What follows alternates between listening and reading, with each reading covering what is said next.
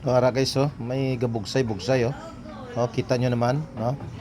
Uh, madalom na naman diri sa amon nga area, no? Diri sa Bonifacio Street, Poblacion proper, no?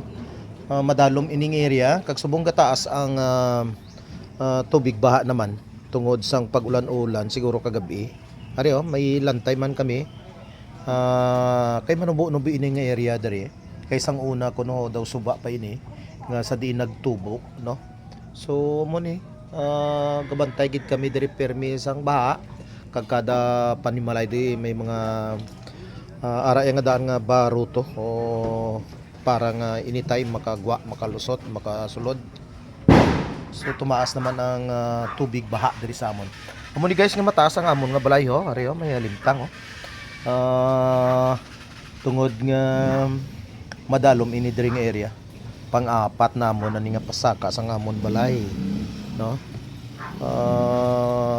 Magugas to gid pinpakon light materials balay mo ti daw dali gid masamad sang baha. Muni guys, oh. So nano araw balay dalom tubig kay dira na dumping up area ang suba, no? Malayo-layo pa na da siguro mga 200 meters suba na ina, no? Pero ang pinaka-original nga gid nga suba nga ginhalinan sang suba amo niyo diri dampi ang lagyan, no?